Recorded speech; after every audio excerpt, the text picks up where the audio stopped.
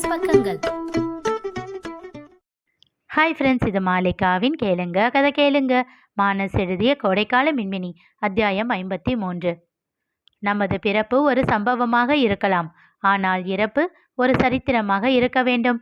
Doctor APJ Abdul Kalam வரிகள்.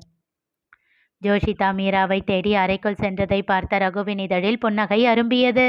அதன் பிறகு ஜெயராஜை தேடி சென்றான். வாங்க மாப்ள. என்ன மாமா, இந்நேரம் வரைக்கும் ஒர்க் பண்ணிக்கிட்டு இருக்கீங்க? டயர்டா இல்லையா? பேசாம தூங்கலாம் இல்ல? இதோ ஒரு 10 மினிட்ஸ் தான் மாப்ள, முடிஞ்சிடும். என்ன ஒர்க்? என்கிட்ட சொல்லுங்க, ஹெல்ப் பண்ணுறேன். அதெல்லாம் வேண்டாம் மாப்ள, உங்கள் ஹனிமூன் எல்லாம் முடிச்சிட்டு வந்து அப்புறமா சார்ஜ் எடுத்துக்கோங்க. அது சரி. அவர் வேலையை முடிக்கும் வரை அங்கிருந்த புத்தக அலமாரியில் ஆராய்ந்து கொண்டிருந்தான்.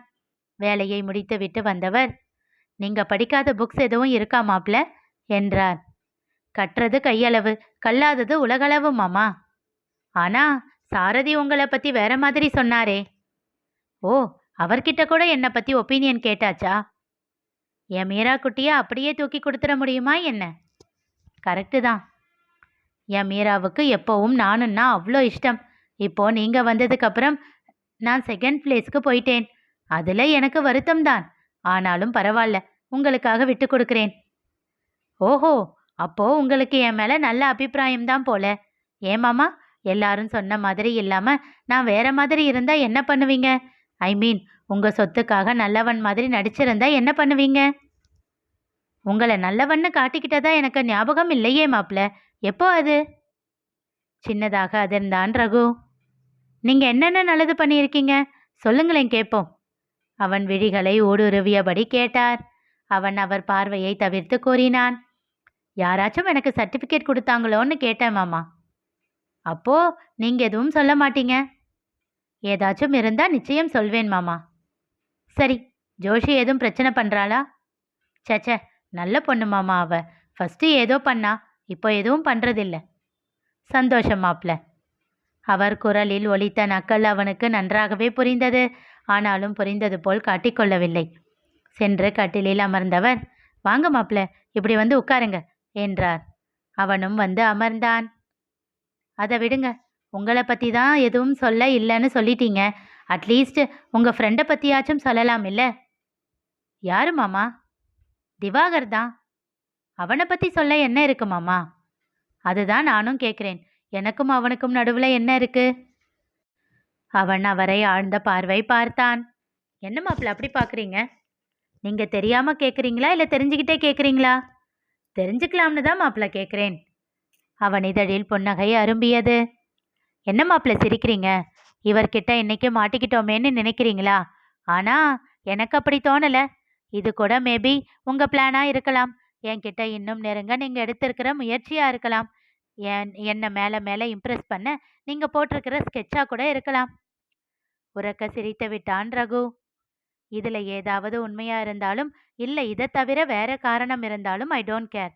உங்கள் மேலே பாசம் மட்டும் காட்ட நான் தயார். காரணங்கள் அப்பாற்பட்டது. சிறு புன்னகையோடு அவர் கூற அவன் தன் முகத்தை திருப்பிக் கொண்டான். அவன் அருகில் நெருங்கி அமர்ந்தார் ஜெயராஜ். மாப்ள, அவன் தோள் தொட்டார். அவன் திரும்பவில்லை. அவன் தொண்டை குழி ஏறி இறங்கிக் கொண்டிருந்தது. அவன் உள்ளங்கையை எடுத்து தன் கைக்குள் வைக்க அதுவோ இறுக்கமாக மூடிக்கொண்டு இருந்தது. சிறு புன்னகையோடு மெல்ல அவன் விரல்களை விடுவித்தார். அவன் உள்ளங்கையின் மேல் தன் கையை வைத்து அழுத்தி கொண்டவர், என்கிட்ட ஏதாச்சும் கேட்கணுமா மாப்ள என்றார். நான் ஏன் மாமா உங்களை மாதிரி ஒருத்தருக்கு மகனா பிறக்கல? இதுவரை இல்லாத ஒரு மாற்றம் அவன் குரலில். கடவுள் செய்கிற எல்லாத்துக்கும் ஒரு காரணம் இருக்கும் மாப்ள. ஒருவேளை என்கிட்ட சேஃபா ப்ரொடெக்டிவா வளர்ந்திருந்தா நீங்க வெற்றியோட ருசியை கண்டிருக்க மாட்டீங்களோ என்னவோ. அவன் இப்பொழுது அவர் முகத்தை பார்த்தான். இப்போதும் அவர் முகத்தில் அதே புன்னகை. அவனும் புன்னகைத்தான்.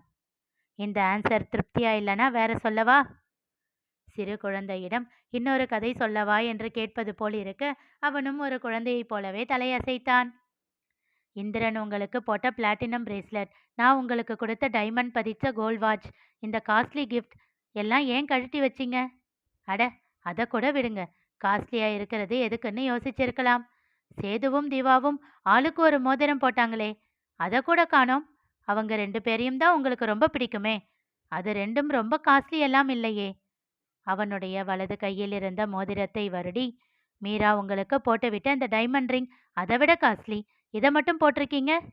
ஒருவேளை அது மீரா கொடுத்ததுனால கழட்ட மனசு வரலையோ?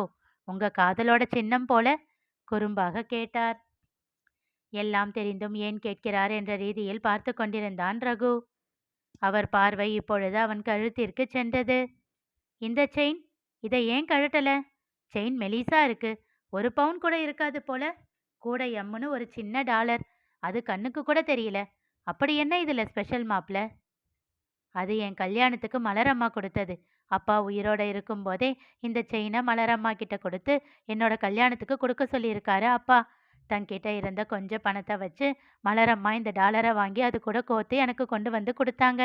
எம்மனா மலர்னு நினைச்சாலும் சரி, மீரான்னு நினைச்சாலும் சரின்னு சொல்லி போட்டு விட்டாங்க. அதை கழட்ட மனசு வரல மாமா.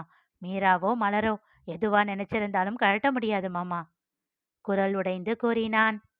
இப்போ சொல்லுங்க, உங்ககிட்ட இருக்கிறதுலே விலை உயர்ந்த பொருள் எது? அவன் கை தானாக அந்த செயினை வருடியது. சிரித்தார் ஜெயராஜ். நீங்க என் மகனாயிருந்திருந்தா நீங்க விலை உயர்ந்ததா நினைக்கிற எதுவும் உங்ககிட்ட வந்திருக்காது. ஸோ எப்பவும் நீங்க என் மாப்பிள்ளையாவே இருங்க, அதுதான் நம்ம 2 பேருக்குமே சந்தோஷம். இப்போது அவன் மனம் நிறைந்து புன்னகைத்தான். சரி, இப்பவாச்சும் சொல்லலாம் இல்ல, திவாகருக்கு முன்ன நின்று கல்யாணம் ஏற்பாடு பண்ணதெல்லாம் நீங்க, ஆனா ஏன் கையால தாலி எடுத்து கொடுக்கணும்னு ஏன் கேட்டான்? அவனுக்கு உங்களை பிடிக்கும், உங்க மேல மரியாதை அதிகம், அவ்வளவுதான். இதுக்கு மேல ஆராய்ச்சி எதுக்கு என்று விட்டான். ரகு மீராவிடம் பேசிவிட்டு அழைப்பை துண்டித்த வேளையில் வீட்டின் காம்பவுண்டிற்குள் கோபத்தோடு சீறி பாய்ந்து வந்து நின்றது அந்த கார். அதிலிருந்து அதைவிட வேகத்தில் இறங்கினான் சேது. மற்றொரு பக்கம் கதவை திறந்து அங்கிருந்த திவாகரின் சட்டை காலரை பிடித்து வெளியில் இழுத்தான். சார் சார் சார், நீங்க பண்றது அநியாயம் சார். இந்த அர்த்த ராத்திரியில என்ன எதுக்கு சார் இப்படி இழுத்துக்கிட்டு வரீங்க? அவன் எதுக்குடா ஃபோன் பண்ணி என்னை தூங்க விடாம டார்ச்சர் பண்ணிக்கிட்டு இருக்கான்?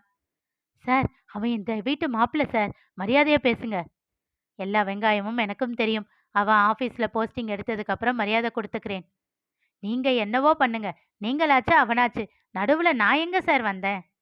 அவன் ஃப்ரெண்டு தானே நீ, உன்னை மட்டும் நிம்மதியாக தூங்க விடுறான், அதுதான் நீயும் அனுபவின்னு எடுத்துக்கிட்டு வந்தேன்.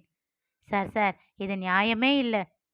அவன் சொல்வதை எல்லாம் காதில் வாங்காமல் தரதரவென இழுத்துச் சென்றான் சேது. தோட்டத்தில் நாற்காலிகளை போட்டு அதில் ரகுவும் ஜெயராஜும் அமர்ந்திருக்க அவர்களிடம் வந்து நின்றான் சேது. திவாகரை கண்டு ஒரு நொடி திகைத்தவன் பின் தன்னை சரிப்படுத்தி கொண்டு, அடடே மச்சான், வாங்க வாங்க, என்ன பார்க்காம இருக்க முடியலையா? அதான் இந்நேரத்துக்கு வந்திருக்கீங்களா?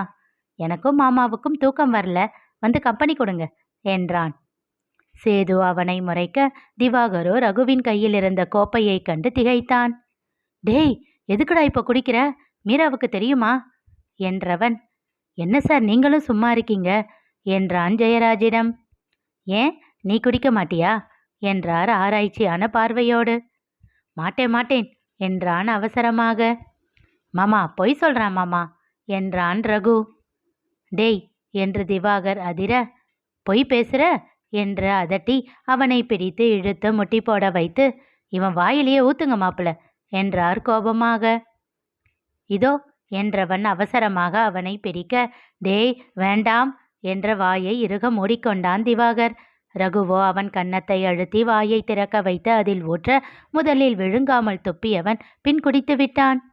நான் தான் சொன்னேன்ல இவன் குடிப்பான்னு என்றவனை தீயாக முறைத்து கொண்டிருந்தான் திவாகர். சேது புரியாமல் பார்க்க, டேய் வீணா போனவனே, கோக்கை ஏண்டா இந்த கிளாஸ்ல வச்சு குடிச்சிட்டு இருக்க, பைத்தியம் என்று கத்தினான் திவாகர். ரகுவும் ஜெயராஜும் விழுந்து விழுந்து சிரிக்க சேதுவுக்கும் சிரிப்பு வந்து விட்டது. முகத்தை திருப்பி சிரிப்பை அடக்கி கொண்டான். அவன் சிரிப்பதை ஜெயராஜ் பார்த்துவிட, என்ன சார், இவன் கூட சேர்ந்து நீங்களும் இப்படி கெட்டு போயிட்டீங்க என்றான் சேது. ஜெயராஜின் முகத்தில் இருந்த புன்னகை மறைந்தது. Sethu, what is this? இவர் என்னோட மாப்பிள, அவருக்கு தர வேண்டிய மரியாதையை தர தெரியாதா உனக்கு என்றார் கோபமாக. இப்பொழுது திவாகர் வாயை தன் கை கொண்டு பொத்தி சிரிக்க அவனை முறைத்துவிட்டு, சாரி சார் என்றான் சேது மெல்லிய குரலில். இப்பொழுது மீண்டும் ரகுவும் ஜெயராஜும் ஒருவரை ஒருவர் பார்த்து கொண்டு விழுந்து விழுந்து சிரித்தனர். சேது புரியாமல் பார்க்க, பயந்துட்டியாடா என்றார் ஜெயராஜ் சிரிப்பினோடே. அதை கேட்டு பொங்கி வந்த கோபத்தை ஆழ்ந்த மூச்சை வெளியிட்டு சமன்படுத்தினான் சேது. நீங்க என்ன சார் இப்படி என்றான் தழைந்த குரலில். அவன் கையை பிடித்து இழுத்து தன் அருகில் அமர வைத்து கொண்டவர், இருக்கிற ஒரு வாழ்க்கையை என்ஜாய் பண்ணாம ஏன் சேது வேஸ்ட் பண்ணணும் என்றார். ரகுவை ஒரு பார்வை பார்த்துவிட்டு, ஒரே நாள்ல ரொம்ப மாறிட்டீங்க சார் என்றான். திவாகரை அழைத்து அமர வைத்து கொண்டு, சரி சொல்லு, உனக்கும் எனக்கும் நடுவுல என்ன ரகசியம் இருக்கு என்றார் ஜெயராஜ். அவன் திகைப்பாக ரகுவை பார்க்க அவன் கன்னத்தை பற்றி தன்னை பார்க்கச் செய்தார். அவரை ஏன் பார்க்குற? நான் தலைகீழா நின்னாலும் அவர்கிட்ட இருந்து ஒரு வார்த்தை கூட வாங்க முடியாதுன்னு என்னை விட உனக்கு நல்லா தெரியும் என்றார். சில நிமிடங்கள் அமைதிக்கு பின் தன் 5 வயதில் நடந்த விஷயத்தை சொல்லிவிட்டான். பாரா, அவனா நீ? அப்போ இத்தினோண்டு இருந்த, நல்லா வளர்ந்துட்டடா. அவன் கன்னம் தட்டி சந்தோஷமாக சிரித்தார். இந்த விஷயம் ரகுவுக்கு தெரிஞ்சதுல இருந்து அவனுக்கு உங்க மேல அப்படி ஒரு கிரேஸ். உங்ககிட்ட பழகி எப்படியாச்சும் உங்க கூட க்ளோஸ் ஆகணும்னு படாத பாடுபட்டான். அப்போ நீ மீராவை ஓகே பண்ணி கல்யாணம் பண்ணது கூட சாருக்காகத்தானா? சேது ரகுவை பார்த்து கிண்டலாக கேட்க அவன் சின்னதாக புன்னகைத்தான்.